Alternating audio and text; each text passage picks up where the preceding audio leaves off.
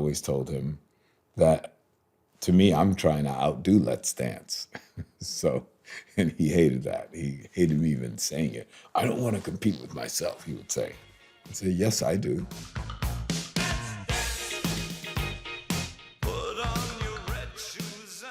What David wrote originally, he walked into my bedroom. I was staying at his house in Switzerland.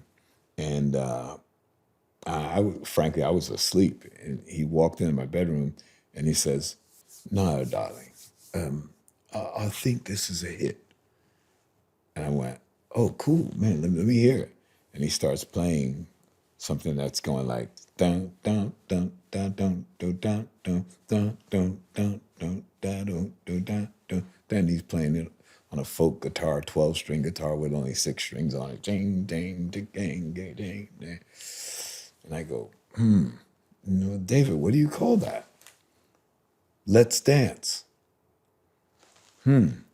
Why do you call it Let's Dance? And he had this really complex concept of dancing, the dance that people do, and relationships, and the dance that people, all lengthy explanation. I was like, David, I come from dance music. Can I do an arrangement? So I wrote out an arrangement for 2 guitars, bass, and drums, because I knew that if the vibe was in the rhythm section, that's all I needed to hear. I easily knew that I could put strings or whatever on top of that if I wanted to. But if the funk was in the basic groove, we had something. And we get to the recording studio, which was owned by the band Queen. It's called Mountain Studios. And I count the song off. And we do the little dominant pyramid thing. Ding,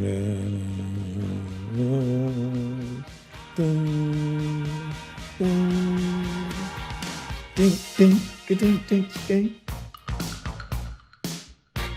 But as soon as we play that pyramid and I play the first ding, ding, ding, boom, boom, boom, boom, boom, I scream and go, woo, or something like that. And I could tell right away that it's a smash. David was really happy. And I remember this like it was yesterday. I said, you think this shit's happening? Wait till you hear my guys play it. Because I knew once we got back home and it was the people that I play with playing my arrangements, it was going to be killer. He gave me, knowingly, some of the best musical times of my life. It was just a joy working with him. His unbridled enthusiasm for a project was contagious, to say the least, and his unshakable belief in the potential of the song Let's Dance, prophetic. I must be honest and tell you that I never got it. Even when it was all over the airways, I just didn't see it. But Nile, as I played the first few notes of the chorus, virtually screamed, "Oh my God, that's it, we have a smash." I seriously reconsidered our working together momentarily. Well, less than fleeting, actually. My relationship with David was complicated because all I wanted for him was super success. And David seemed to want me to work against that principle. He wanted me to make a record that was not super accessible. He wanted it to be more avant-garde. David was paying for the records with his own money, which was amazing to me. He had no record deal. I got to get this right. And David, please believe me, when these people who are going to come in and bid for this record hear it, we got to knock them off their seat. So I'm thinking, and I hate to put this in racial terms, but I'm thinking like a Black person. I got to be successful just to survive. I don't get a second chance. I got to get it right now.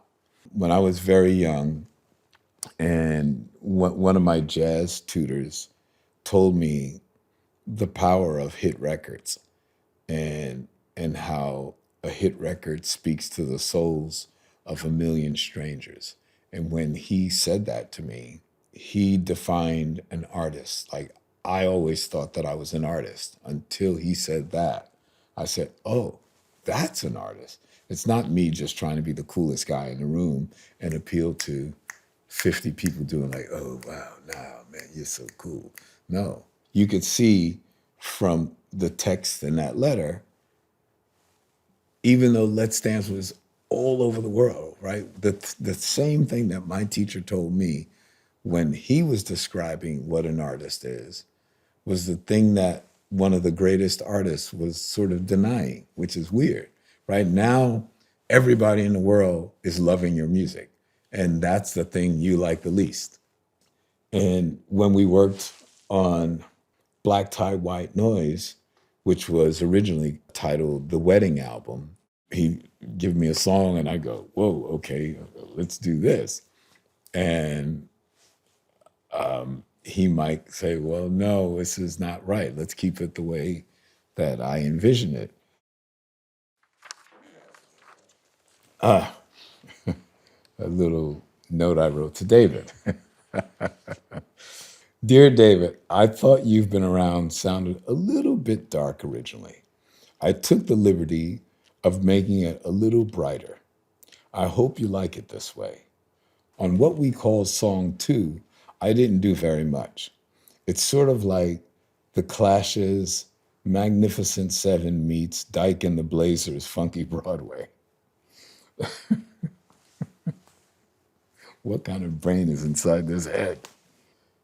The form of the song is intro, chorus, intro, first verse, A, then B, then first chorus, second chorus, A, then B, then second chorus, middle 8, chorus 3, then re-intro. Last comes the out chorus fade. Well, at least that's the way I hear it. We're all pumped up at the studio.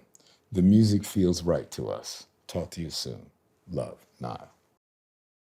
So that takes me back. That's like the end of the process. That's me working on the mixes, moving things around to make it, in my eyes, more accessible to a wider audience. What I call commercial, a word David hates, but that's where I'm coming from. I always told him that to me, I'm trying to outdo Let's Dance. So, and he hated that. He hated me even saying it. I don't want to compete with myself, he would say. I'd say, yes, I do. I always try and take an artist up on the arc of their development curve. I don't want them to be there, and I certainly don't want them to go down. So I'm never trying to make their record for me. I'm trying to make their record for them, even though they don't sometimes see it that way. As I've said to Madonna, when the record comes out, it's going to say, Madonna, produced by Nile Rodgers. So it's clear that you're the boss, not me. So you let me do the first album the way I want it. We're doing the next one the way you want. Interesting thing though, now that time has gone by, I can look at Black Tie White Noise artistically and say that artistically, I actually like a lot of what we did. And it was really important to me to follow up with David. Such an important artist in my life.